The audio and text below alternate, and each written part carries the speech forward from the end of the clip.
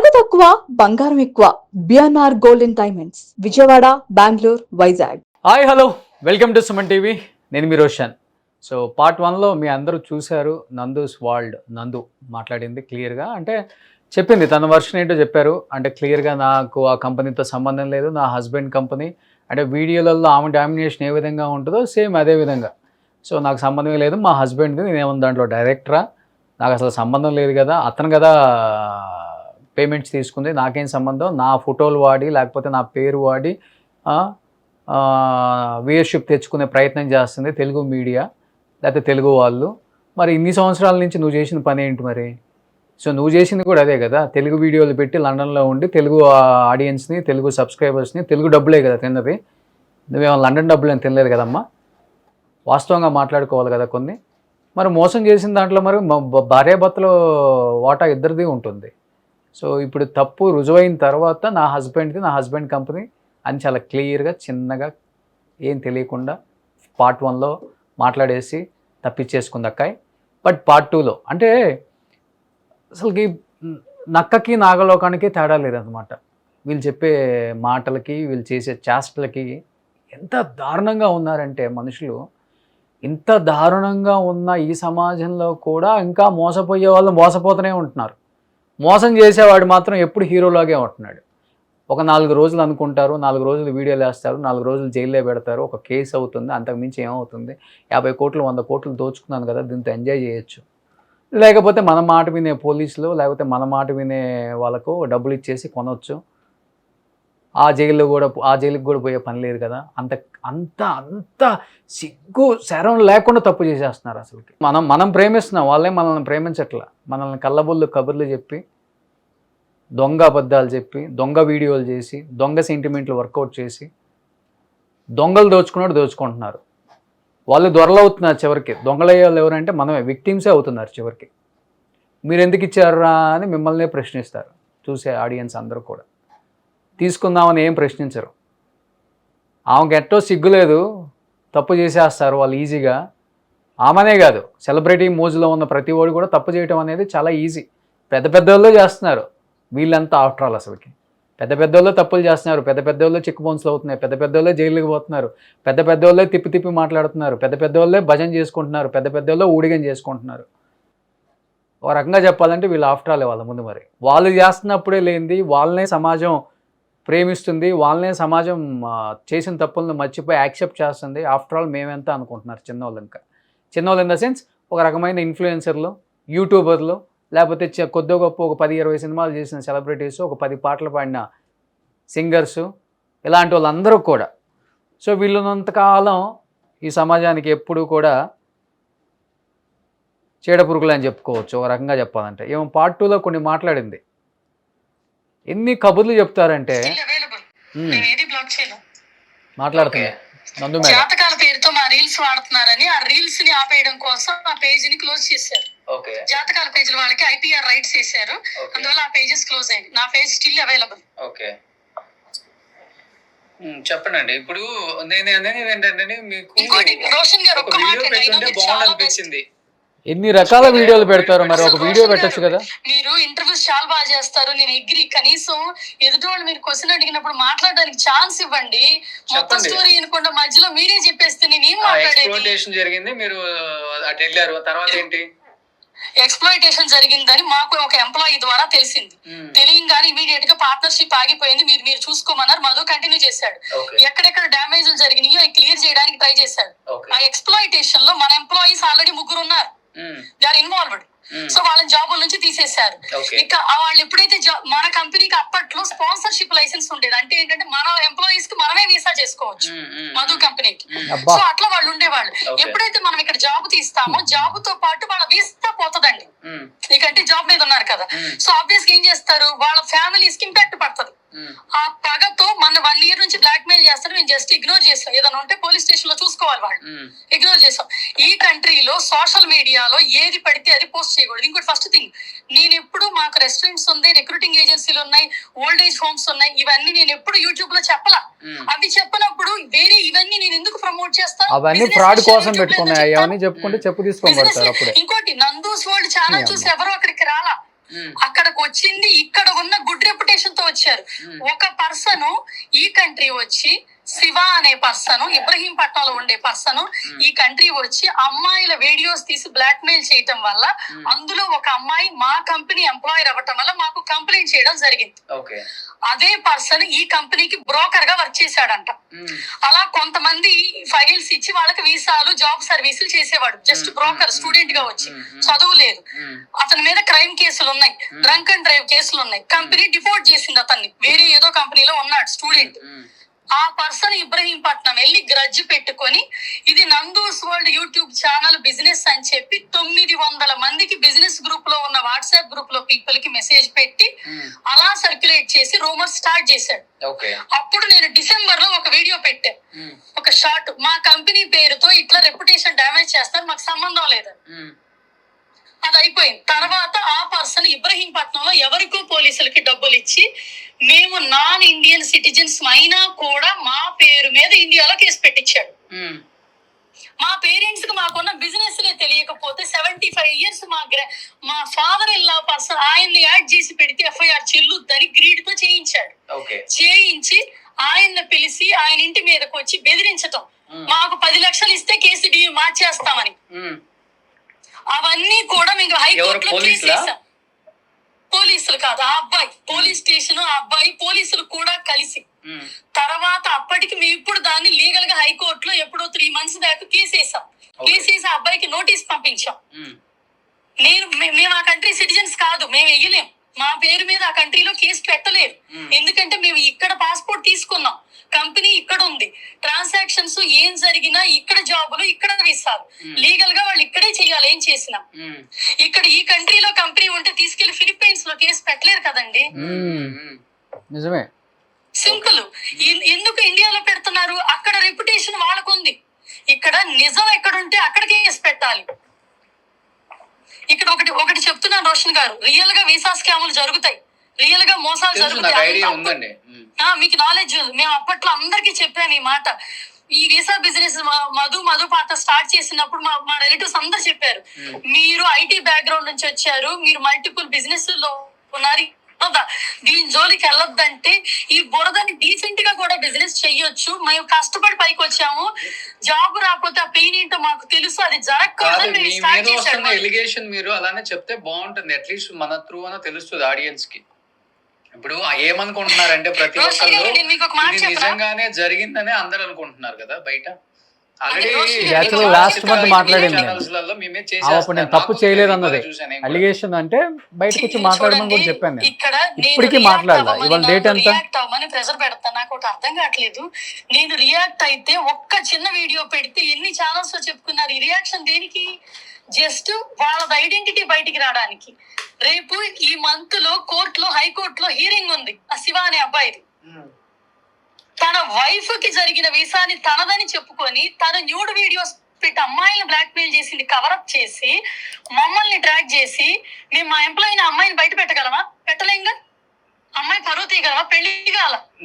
మేము ఓన్లీ మీరు అక్కడ యూకే టైర్ 2 వీసా స్కామ్ జరిగింది, విక్టిమ్స్ బయటకు వస్తున్నారు కాబట్టి ఇది ఏంటనేది మాట్లాడమని చెప్తున్నాను అంతే. నేను మిగతా వాళ్ళ కేసుల గురించి నేను మాట్లాడమని చెప్పలేదు. ఇంకా అది దాని వల్లే కదా ఇదంతా చేస్తుంది గ్రజ్జుతో.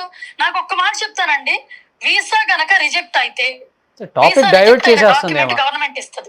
ఇంతమంది విక్టిమ్స్ మోసపోయారు, దాని మీద మాట్లాడండి నేను చెప్తుంటే ఎవరో శివ ఏదో చేసి మా మామని మేనేజ్మెంట్ ఒక పేపర్ ఇస్తుంది, ఈ ఎంప్లాయీని మేము తీసుకుంటున్నాం, మాకు వీసా కావాలి అని. దాన్ని COS అంటారు, కాస్ అంటారు. ఆ కాసు ఒక కంపెనీ ఇస్తుంది. ఇక్కడ మల్టిపుల్ కంపెనీలు, మీరు అన్నారే కొన్ని వేల మందో 100 మందో స్టూడెంట్స్, అన్ని వేల కంపెనీల మీద వాళ్ళు కేసు పెట్టాలి. రిక్రూటింగ్ ఏజెన్సీ మీద ఎలా పెడతారు? రిక్రూటింగ్ ఏజెన్సీ ఆ కంపెనీతో కనెక్షన్, అంతేగాని ఆ పర్సన్ తో కనెక్షన్ కాదు. రిక్రూటర్స్ అండి, మీకు అర్థమైందా? కాదు. ఇప్పుడు వాళ్ళు మిమ్మల్ని టార్గెట్ చేయడానికి వన్ ఆఫ్ ద రీజన్ ఏంటంటారు మరి? ఇప్పుడు శివ తీసి పక్కన పెట్టేసేయండి. శివ హైదరాబాద్ లో మీ మీద గెడ్జ్ తీర్చుకోవడానికి రివెంజ్ కి మీ మామగారినో ఎవరినో పెట్టి కేసు పెట్టారు. ఓకే, వాట్ అబౌట్ యూకే లో ఉన్న స్టూడెంట్స్ కానీ, యూకే లో ఉన్న వేరే కంట్రీస్ వాళ్ళు? నేను మీకు ఇందాక ఒక మాట చెప్పాను, యూకే ఇమిగ్రేషన్ కంపెనీస్ అని కొట్టండి. లాస్ట్ నవంబర్ నుంచి 3000 కంపెనీస్ కి కంట్రీలో లైసెన్స్ పోయింది. బికాస్ ఆఫ్ స్టూడెంట్స్ ఒక చోట లీగల్ గా జాబ్ చేయాల్సింది రెండో చోట చేయటం వల్ల ఆ కంపెనీలకు లైసెన్సులు పోయినాయి. అప్పుడు ఆ స్టూడెంట్స్ అందరికి జాబులు పోతాయి. జాబులు పోయిన వాళ్ళకి డబ్బులు ఎవరిని అడుగుతారు చెప్పండి? డైరెక్ట్ కంపెనీని అడుగుతారా? అడిగే ధైర్యం ఉందా? వాళ్ళే తప్పు చేసినప్పుడు తీసేస్తారు కదా. వాళ్ళే తప్పు చేసినప్పుడు వాళ్ళ వీసా పోతుంది కదా. ఇప్పుడు వీసా పోయిందని చెప్పిన వాళ్ళు ఈ కంట్రీలో ఎలా స్టే చేస్తున్నారు? ఒక్కసారి మీరు ఈ కంట్రీలో వచ్చి ఎవరైనా ఎంక్వైరీ చేయించండి. లీగల్ గా ఈ కంట్రీలో ఎలా స్టే చేస్తున్నారు వీసా పోతే? Is that legal? కంట్రీలో వీసా పోతే వాళ్ళు యూకేలో ఇంకా eligible, they are working, they have a legal visa.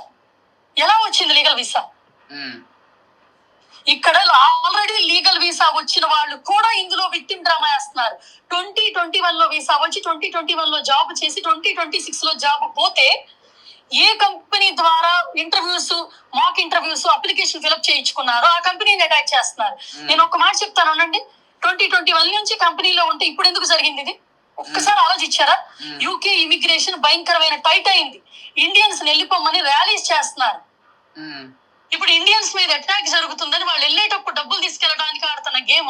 ఇప్పుడు మీరు ఒకటి చెప్పండి, ఒక మనిషికి అన్యాయం, ఇప్పుడు నాకు అన్యాయం జరిగిందని నేను చెప్తానండి. నాకు ఒక క్లాస్మేట్స్ ఉంటారు 50 మంది ఇక్కడ ఫ్యామిలీస్. వాళ్ళందరూ నాకు సపోర్ట్ చేస్తారా, మీకు సపోర్ట్ చేస్తారా? నేను వాళ్ళందరికీ నాకు వచ్చిన దాంట్లో డబ్బులు ఇస్తానని చెప్తా. ఎవరికి సపోర్ట్ చేస్తారండి? ఒక్క మాట చెప్పండి. ఇక్కడ ఒక కంపెనీ మేనేజ్మెంట్ మీద ప్రాబ్లం ఉంటే ఆ కంపెనీ ఇంటి ఆడవాళ్ళని, పిల్లల్ని ఎందుకు లాగుతున్నారు? ఇండియాలో గుండాగిరి చేసినట్టు మా రెస్టారెంట్స్ మీదకి వచ్చి అటాక్ చేశారు. ఇది కరెక్ట్ గా నెల క్రితం, 3 నెలల క్రితం, 5 నెలల క్రితం మా రెస్టారెంట్ మీదకి వచ్చి ఎంప్లాయీస్ అటాక్ చేసి మ్యాన్ హ్యాండ్లింగ్ చేశారు. పోలీస్ కంప్లైంట్ ఇచ్చాం. ఇస్తే వాళ్ళు వార్నింగ్ ఇచ్చి ఇంకొకసారి ఆ ఊళ్ళో కనిపించిన డిపోర్ట్ చేస్తామని వార్నింగ్ ఇచ్చారు. నేను అదే సిచ్యువేషన్ లో సీసీటీవీ ఫుటేజ్ లో ఉంది. ఇక్కడ మనం ఏం పేకలేం. ఇండియా వెళ్ళి చూసుకుందాం, మనకి టిఆర్ఎస్ బ్యాక్గ్రౌండ్ ఉంది. ఈ మాట చెప్పారు. ఎవరికి టిఆర్ఎస్ బ్యాక్గ్రౌండ్? అక్కడ అదే రెస్టారెంట్ లో ఉన్న ఎంప్లాయీస్ కి. ఎవరైతే కొట్టించుకున్నారో, ఎవరైతే ఎంప్లాయీస్ మీద అటాక్ చేస్తున్నారో అప్పుడు మేము వెళ్లాల్సి వచ్చింది. మాకు కాల్ చేశారు పోలీసులకు. మేము కాల్ చేస్తే వాళ్ళు లైన్ లో పెట్టారు. 5 minutes గ్యాప్ లో ఎంత జరిగిందో దాన్ని డిఫెండ్ చేయడానికి నేను వెళ్ళి వాళ్ళని ఆపి ఇమీడియట్ గా పోలీసులను పిలిస్తే బిఆర్ఎస్ సపోర్ట్ ఉంది ఎవరికంట నాకు తెలియదండి. అందులో ఒక కపుల్ ఉన్నారు. వాళ్ళు ఏంటంటే ఆ అమ్మాయి మెడిసిన్ అని చెప్పి అబద్ధం చెప్పి ఇక్కడికి వచ్చి ఓల్డ్ ఏజ్ హోమ్ లో నాపీలు చేంజ్ చేయటం అమ్మాయి జాబ్. ఓకే, ఆ జాబ్ మనం సర్వీస్ ఆల్రెడీ జాబ్ చేయించి ఇంటర్వ్యూలు చేయించి సర్వీస్ ఛార్జ్ తీసుకున్నారు. ఇంటర్వ్యూలకు వెళ్ళినాక వీసా అప్లై చేసినాక వాళ్ళ ప్రాబ్లం, వాళ్ళ వల్ల వీసా రిజెక్ట్ అయింది. మన కాంట్రాక్ట్ లో ఉంటదండి, visa any reason government reject చేస్తే కంపెనీ ప్రాబ్లం కాదు. వాళ్ళ ఇంటర్వ్యూలో ఎనీ తప్పు చేయొచ్చు, అది అదర్ థర్డ్ పార్టీ రెస్పాన్సిబుల్ కాదు, అది సైన్ చేస్తారు వాళ్ళు. ఇక్కడ లీగల్ గా ఎందుకు ప్రొసీడ్ అవ్వట్లేదు? If it is a mistake. ఇంకోటి 5 years నుంచి ఈ కంపెనీ ఉన్నప్పుడు 5 years లో ఎందుకు జరగలేదు? ప్రవీణ్ కూడా క్లియర్ గా చెప్పాడు. 3 months లో జరుగుతుంది. సో అక్కడ కేసు ఎందుకు పెట్టరు అంటే మేము కూడా కొనడానికి వెళ్తున్నాం వీసా, అలా చెప్తే కేసు అవుతుంది, అందుకని ఇండియాకి వచ్చి కేసులు పెట్టుకుంటున్నాను. అది కూడా కేసు అతను విన్ అవుతాడు. ఇక్కడ మీకు ఒక్కటి అర్థం కావట్లేదు. మీరు అమెరికాలో అంటారు చూసారా కన్సల్టెన్సీ అని. మాది కన్సల్టెన్సీ కాదు, మధుది రిక్రూటింగ్ ఏజెన్సీ. కన్సల్టెన్సీ అంటే మంత్లీ డబ్బులు తీసుకుంటారు, శాలరీలో పర్సంటేజ్. రిక్రూటింగ్ ఏజెన్సీ అంటే just we recruit, that's it, మన జాబ్ అయిపోయింది. We are not responsible their visa processing help చేస్తాం. వీళ్ళలో ఇంగ్లీష్ రాదు, ఇండియా నుంచి ఫేక్ సర్టిఫికేట్లు పెట్టుకుని అదర్ కంపెనీస్ ద్వారా వచ్చారు. ఇక్కడికి వచ్చి కష్టాలు ఉన్నాయని చెప్పి బ్యాక్ డోర్ లో హెల్ప్ అడుగుతారు. మనం చెయ్యం. అక్కడ మీరు కొన్ని చూడండి, పిల్లల మీద యాసిడ్ పోస్తాము, వైఫ్ మీద యాసిడ్ పోస్తాం, ఇండియా వస్తే అటాక్ చేస్తామని ఎన్నో మెసేజ్లు పాస్ట్ 3 years నుంచి పెట్టినా మేము కంప్లైంట్ ఇక్కడ చేసాం. వీఆర్ ఇక్కడ సిటిజన్స్, ఇండియాలో కాదు. మీరు చెప్పే విక్టిమ్స్ ఎవరైతే వీళ్ళంతా విక్టిమ్స్ కాదని చెప్తున్నారో వాళ్ళ మీద మీరు కేసు ఫైల్ చేశారు. అక్కడ 5 కేసులు ఫైల్ చేశామండి. ఇండియాలో లాగా ఎఫ్ఐఆర్ కాపీ ఇవ్వరు. ఇక్కడ ఒక రిఫరెన్స్ నెంబర్ ఇస్తారు. ఆ రిఫరెన్స్ నెంబర్ కి ఒక పాస్వర్డ్ ఉంటది. ఆ పాస్వర్డ్ మేము కొట్టినప్పుడు డేటా వస్తుంది. సైబర్ సెక్యూరిటీ హెరాస్మెంట్ కింద మేము ఇప్పుడు 2 కేసులు అయినాయి. ఎవ్రీ 48 hours ఒక్కటి కూడా వాళ్ళ ఛానల్ లో రిలీజ్ చేయాలి. అప్రోచ్ అవుతారు. ఇంకొకటి ఎవరైతే రెస్టారెంట్ మీద ఫైట్ చేశారన్నారో ఆ రెస్టారెంట్ వీడియో కూడా రిలీజ్ చేయాలి. ఎందుకంటే రెస్టారెంట్ మీద నిజంగానే వాళ్ళ బాధతో అటాక్ చేసి ఉంటారు వాళ్ళు. అందరూ కంప్లైంట్ చేశారు. వచ్చారు, మా దగ్గర సీసీటీవీ ఎవిడెన్స్ ఉంది. లీగల్ గా సీసీటీవీ ఈ కంట్రీలో ఒక పర్సన్ ని డిఫేమ్ చేయకూడదు. ఇప్పుడు ఎక్కడ చేస్తారు? ఇండియాలోనే కదా. సో ఇప్పుడు ఫైనల్ గా మిస్టేక్ జరగలేదు, మాది కన్సల్టెన్సీ కాదు, రిక్రూట్మెంట్ చేసాము, అయిపోయింది. వాళ్ళు ఇప్పుడు ఆ కంపెనీ జాబ్ అయిపోతుంది. రిక్రూట్ అయిపోయినాక వీసా రిజెక్ట్ అవ్వటం, వీసా యాక్సెప్ట్ అవ్వటం రిక్రూటింగ్ ఏజెన్సీ ప్రామిస్ కాదది. ఆ కాంట్రాక్ట్ లో ఏమని సైన్ ఉంటదంటే, మేము మాక్ ఇంటర్వ్యూస్ చేస్తాము, సర్వీస్ చార్జెస్ చేస్తాము. అందరూ ఏం చేస్తారు? తెలుగులోనే ఒక వీడియో రిలీజ్ చేయొచ్చు కదండి, ఇట్లా చేసి మమ్మల్ని ఫ్రాడ్ చేస్తున్నారు కదా, మేమేమో ఫ్రాడ్ చేయలేదు. ఇవాళ 3 PM కి నేను 5 రోజుల క్రితం చేసిన వీడియో ఎడిటింగ్ అయిందండి. 3 PM కి ఇవాళ ఒకటి కామెడీతో రిలీజ్ అవుతుంది. ఆ కామెడీ వీడియోలో what is social media harassment మీద నేను చేశాను. వీడియో రిలీజ్ అయింది. ఒక యాపిల్ కొంటే ఒక షాప్ లో అది పుచ్చిపోయింది అనుకోండి, షాప్ వాడు కారణం, యాపిల్ చెట్టు కారణం, ఎవరు కారణం? ఇష్టపడి డబ్బులు ఇచ్చి కొనుక్కున్న పర్సన్ దాన్ని ఎలా తీసుకుంటాడు అనేది ఉంటది. ఇక్కడ ఎవ్వరు డబ్బులకి ఫోర్స్ చేయలేదంట కదా. మాకు ఒక్క ఎంప్లాయీ పోస్ట్ చేయలేదంట ఆ కంపెనీలో. మధు ఆర్గ్యుమెంట్ రాగానే మధు ఇన్వాల్వ్మెంట్ వస్తుంది. ఎందుకంటే ఒక పర్సన్ మేము ఎప్పుడు మా సోషల్ మీడియా ఫేమ్ వాడి బిజినెస్ చేయలేదే. మాకు ఇక్కడ బోల్డ్ రెస్టారెంట్స్ ఉన్నాయి కదా, బిజినెస్ చేసే రోజులు అదే నేను చెప్తుంది. అదే నేను అంటుంది. మరి అలాంటప్పుడు సోషల్ మీడియా హెరాస్మెంట్ నాకెందుకు స్టార్ట్ అవుతుంది? అంతే కదా. ఇప్పుడు రోషన్ గారు మిమ్మల్ని ఒక క్వశ్చన్ అడుగుతాను, చెప్పండి. ఎవరో ఒక రీల్ పంపించారు మా ఫ్రెండ్స్, మాకున్న ఇప్పుడు లైఫ్ అంట వీళ్ళందరూ స్టూడెంట్స్ మోసపోయి మా దగ్గర విక్టిమ్స్ అయ్యారని చెప్తున్నారే, వాళ్ళ డబ్బులు వల్ల అంటున్నారు. కానీ 2000 వీళ్ళు పుట్టక ముందు 2008 లో మేము కొనుక్కున్న ఇల్లు ఛార్జ్ చేస్తుందండి. ఇప్పుడు గవర్నమెంట్ అడగట్లేదు వాళ్ళు, మరి చెప్పండి.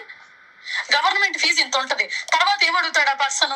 నా ఫ్రెండ్స్ 4 ఉన్నారు, మా అందరికి కలిపి ఎంత అవుతుంది అంటే 16 లక్షలు అని చెప్తారు. మా టీం అంతా వాళ్ళు పంపించిన ఎవిడెన్స్ మీద వర్క్ చేస్తున్నారు, ఏదో స్టూడెంట్స్ కూడా. ఒకసారి అవన్నీ టాలీ చేసుకున్న తర్వాత మీరు అవన్నీ టాలీ చేసుకొని యూకే గవర్నమెంట్ డేటా రికార్డ్ తీసుకోండి. మ్యాచ్ అవ్వకపోతే అప్పుడు మిమ్మల్ని ఒకసారి కాంటాక్ట్ అవుతాను, ఎట్లా చేద్దాం ఏంటి మీతో మాట్లాడతాం. ఓకేనండి. ఇదిగో రోషన్ గారు, మీరు టాలీ చేసుకున్నాక ఇక్కడ గవర్నమెంట్ లో ఒరిజినల్ డాక్యుమెంట్ ఏదో ఫేక్ డాక్యుమెంట్ ఏదో ఫస్ట్ చూసుకోండి. ఒకటండి, ఒక పర్సన్ కి న్యాయం జరిగినా అన్యాయం జరిగినా కోర్టులు ఉంటాయి, పోలీసులు ఉంటాయి. సోషల్ మీడియాలో న్యూస్ ఛానల్లో చెప్పేది టీఆర్పీ కోసము, డిఫేమ్ కోసం తప్ప న్యాయం పోరాటం కాదది. దేశ పోరాటం బోర్డర్ లో జరుగుద్ది, సోషల్ మీడియాలో జరగదు. ఇప్పుడు మీరు టాలీ చేస్తున్నారే, మీరు టాలీ చేసింది మొత్తం యూకే గవర్నమెంట్ సైట్ లో రియల్ దాంట్లో పెట్టి మీరు చెక్ చేసి ఇక్కడ నుంచి ఒక ఎవిడెన్స్ తీసుకోవాలి. ఇంకోటి నాకు చెయ్యొద్దు. నేను ఇప్పుడు నా నెంబర్ కి చేస్తే మధుతో మాట్లాడండి. తను ఏది మాట్లాడినా రికార్డ్ చేసి front bit last bit cut చేసి మధ్యలో పెట్టి తీసుకుంటున్నారు. తను మాట్లాడటం మానేశాడు. ఇది నేను ఇక్కడ ఈ కంట్రీలో గవర్నమెంట్ ఏదైనా అడిగితే చెప్పాలి, వేరే ఎవరో ఇన్ఫ్లుయెన్సర్స్ అడిగితే ఆన్సర్ చెప్పాల్సి వస్తుందండి. ఇదేం పంచాయతీ మాకు అర్థం కావట్లా. ఇక్కడ యూకే రిజిస్టర్డ్ కంపెనీ, లైసెన్స్ పోయింది కానీ మా కంపెనీ బిజినెస్ లైసెన్స్ పోయింది అంతే. అది కూడా ఏంటి, వీసాకి ఇక్కడ లోకల్ పీపుల్ రిక్రూట్ చేసుకోవచ్చు, మిగతా local people available. But international అంటే వేరే ఇన్ఫ్లుయెన్సర్స్ అడిగారు అంటే మీరు కూడా ఒక ఇన్ఫ్లుయెన్సర్ కాబట్టి ఫ్రెండ్షిప్ మీద అడుగుంటే అడగలేదండి, చేసేస్తున్నాడు. ఒక అబ్బాయి 4-5 వేలు ఫాలోవర్స్ ఉన్న ఒక స్టూడెంట్ రీల్ కింద డబ్బులు తీసుకొని చేసేస్తున్నాడు. అసలు బూతులు తిడతా చేసేస్తాడు యూకే లో. నేనేదో ఒక వీడియో చూసాను తెలుగులో, ఏదో ఛానల్, ఇప్పుడే నాకు తెలియదు, నేను ఇప్పుడు చూసిన తర్వాత అనిపించింది. నాకు కొంచెం యూట్యూబ్ నాలెడ్జ్ లేదండి, ఎవరెవరు ఇన్ఫ్లుయెన్సర్స్ ఎవరు ఏం చేస్తారో కూడా. ఎగ్జాక్ట్లీ, చాలా మంది ఉన్నారు ఇక్కడ. ఒకటండి, మేము యూట్యూబ్ ఈ బిజినెస్ రెండు మా కర్మగాలి దగ్గర 2 ఏళ్ల గ్యాప్ తో వచ్చినట్టు ఉన్నాయి. కానీ మేము ఎప్పుడు ప్రమోట్ చేయలేం. ఈవెన్ రెస్టారెంట్ పెట్టి అందరూ నన్ను ప్రమోషన్ అడుగుతారు ఇక్కడ తెలుగు వాళ్ళు, కానీ నేను ఎప్పుడు ఇక్కడ రెస్టారెంట్స్ ప్రమోట్ చేయలే, ఎందుకంటే మాకే రెస్టారెంట్ చేంజ్ ఉంది. ఇంకోటండి, ఒకటి గుర్తుపెట్టుకోండి, మేము ఎంతో కష్టపడి ఈ కంట్రీ వచ్చినప్పుడు ఈజీ దారి స్టూడెంట్స్ కోసం స్టార్ట్ చేస్తే మన తెలుగోడిని ఏదైనా చెయ్యొచ్చు. ఇవాళ నేను కామెడీ వీడియో పెట్టింది అదే, తెలుగోడు కాబట్టి తెలుగోడిని ఏదైనా చెయ్యొచ్చు. తెలుగోడు పరువు తీస్తామంటే తెలుగోడు నమ్ముతారు. పర్సనల్ గా ఇవన్నీ చూసిన తర్వాత నేను కాల్ చేస్తానండి. అసలు మీ ఇష్టం అండి. ఓకే నంది గారు. సో ఇది ఫైనల్గా మన నందు గారి సెకండ్ వర్షన్. అంటే ఆమె క్లియర్గా చెప్తున్నారు అక్కడ రెస్టారెంట్ మీద ఆల్రెడీ దాడి చేశారంట. మరి దాని మీద దాడి జరిగిన వీడియో అయితే ఆమె ఎక్కడ రిలీజ్ చేయలేదు. అండ్ ఇంకొకటి చాలా మంది మీద కేసులు పెట్టానని చెప్తున్నారు. ఎఫ్ఐఆర్ మాకు ఇక్కడలాగా ఎఫ్ఐఆర్ కాపీ ఇయరు ఆన్లైన్లో చెక్ చేసుకోవాలన్నారు. మరి దాని స్టేటస్ ఏంటో కూడా తన యూట్యూబ్ ఛానల్లో పెట్టలేదు. నేను ఫోన్ చేసింది 1 నెల క్రితం. డెఫినెట్గా ఇదంతా టాలీ అయిన తర్వాత మీరు తప్పు చేశారని చెప్తే డెఫినెట్గా దీని గురించి మాట్లాడతానని క్లియర్గా చెప్పాను ఆ రోజు. అందుకే ఆ కాల్స్ ఈరోజు నేను బయట పెట్టి మాట్లాడాల్సి వస్తుంది. ఇంకొకటి తను చెప్తున్నారు అంటే యూకే గవర్నమెంట్ అక్కడ పాలసీల గురించి అక్కడ రకరకాలు ఏదో చెప్తున్నారు. సో ఏమైనా పాలసీలు ఉండొచ్చు, మీ పాలసీలు డెఫినెట్గా ఒక స్టూడెంటు లేకపోతే ఒక ఫ్యామిలీ మీ ద్వారా నష్టపోయారు అంటే దాన్ని మళ్ళీ వాళ్ళకి మంచి జరిగేలా చేయటం కూడా మీదే బాధ్యత. డెఫినెట్గా మీరు డబ్బులు తీసుకున్నారనే మాట వాస్తవము. వాళ్ళ దగ్గర నుంచి వీసా ప్రాసెసింగ్కి మీరు నమ్మించి మోసం చేశారనే మాట కూడా వాస్తవమే. కాబట్టి వాళ్ళు కూడా అక్కడ ఎందుకు కేసు పెట్టలేదు అనేదానికి కూడా రీజన్ చెప్పారు. సో ఆమె మీద కేసు పెడుతున్నావు, ఎందుకు కేసు పెడుతున్నావు? సో నేను కూడా వీసా బయింగ్ అంటే నేను కొనుక్కుంటున్నాను, అది కూడా అక్కడ క్రైమే కాబట్టి మేము పెట్టలేదు, అందుకని ఇండియాలో పెట్టామని చెప్తున్నారు. సో ఎనీహావ్ దీనికి బయటకు వచ్చి సమాధానం చెప్పాల్సిన బాధ్యత నందుగారి మీద, నందుగారు హస్బెండ్ మీద కూడా ఉంది. డెఫినెట్గా ఇంతమంది 300 మంది స్టూడెంట్స్ మోసపోయారంటే చిన్న విషయం కాదు. ఇది ఒక తెలుగు రాష్ట్రాలే కాదు, మిగతా రాష్ట్రాలకు సంబంధించిన వాళ్ళు, పాకిస్తాన్ వాళ్ళు, బంగ్లాదేశ్ అంట, దుబాయ్ అంట, ఎంతోమంది మోసపోయారు వీళ్ళ ఏజెన్సీని నమ్ముకొని, వీళ్ళ హస్బెండ్ని నమ్ముకొని, వీళ్ళ ఫ్యామిలీని నమ్ముకొని. సో డెఫినెట్గా ఆన్సర్ చేయాలి మీరు. సోషల్ మీడియాలో రకరకాల వీడియోస్ చేస్తారు, దీని మీద కూడా ఒక వీడియో చేయాలి. ఎందుకు జరిగింది, ఎందుకు జరగాల్సి వచ్చింది, నెక్స్ట్ వాళ్ళకి సొల్యూషన్ ఏంటి, దీని మీద కూడా మీరే వీడియో చేయాలి. నిజంగా ఆ డబ్బులు మీ దగ్గర ఉండుంటే మీరు అన్నట్లుగానే ప్రాసెసింగ్కి ఫీజు తీసుకొని మిగతా అమౌంట్ మీ దగ్గర ఎక్సెస్ ఉంటే, అంటే కొంతమంది స్టూడెంట్స్ చెప్తున్నారు ఆయన చాలా తెలివిగా సగం అమౌంట్ అతని అకౌంట్కి వేయించుకుంటాడు, మిగతా మల్టిపుల్ అకౌంట్స్ అని చెప్తున్నారు. కాబట్టి మీ పార్ట్నర్స్ ఎవరైతే ఉన్నారో దోచుకున్న పార్ట్నర్స్ అందరూ కలిసి కూర్చొని బాబు ఉన్న పేరంతా పోయింది, ఇంకా పోవటానికి ఏం లేదు, ఇండియా తీసుకుపోయి చెప్పకూడదు తినే లోపే మనం పంచుకునే కాస్త కూడబెట్టుకునే కాస్త కొంచెం దగ్గరికి తీసుకొచ్చి స్టూడెంట్స్కి ఎంత ఇవ్వాలో అంత కాకపోయినా కానీ ఇంత అయితే ఇచ్చేద్దామని చెప్పేసి మీరు మాట్లాడుకొని వాళ్ళకి న్యాయం చేయాలని కోరుకుంటున్నాను నందుగారు. సో మీరు న్యాయానికి సంబంధించిన వీడియో పెట్టమని నేను అడగట్లేదు, డైరెక్ట్గా న్యాయం చేసేసిన తర్వాత స్టూడెంట్స్ మాకు కొంత అమౌంట్ వచ్చింది, we are very happy. At least India పోలీసుని నమ్ముకున్నందుకు, ఇండియా జ్యుడిషియరీని నమ్ముకున్నందుకు, ఇండియా మీడియాని నమ్ముకున్నందుకు మాకు కొంత న్యాయం జరిగిందనేది ఒక చిన్న తీపి కబురు అయితే వినాలని మేము కోరుకుంటున్నాం. So thank you so much. మళ్ళీ ఇంకొకసారి మీతో మాట్లాడే ప్రయత్నం చేస్తాను. చివరిగా మాట్లాడుతున్నానని చెప్పాను కాబట్టి రేపు కానీ ఎల్లుండి కానీ మీరు ఆల్రెడీ ఫస్ట్ వీడియో చూశారు, సెకండ్ వీడియో చూశారు, దీనికి డెఫినెట్గా కంటిన్యూషన్ ఏదో ఒకటి మాట్లాడటానికి మీరైనా మాట్లాడవచ్చు కాల్ చేసి, లేకపోతే నేను కాల్ చేయమన్నా నేను కాల్ చేస్తాను. సో మీ యూకే టైమింగ్ ప్రకారం టైం చెప్తే మీ పార్ట్నర్స్తో మాట్లాడుకున్న తర్వాత దీనికి సొల్యూషన్ ఏంటి ఎదుగుదాం. Thank you so much. Suman టీవీలో మీ పర్సనల్ అండ్ బిజినెస్ ప్రమోషన్స్ కోసం కింది నెంబర్కి కాంటాక్ట్ చేయండి.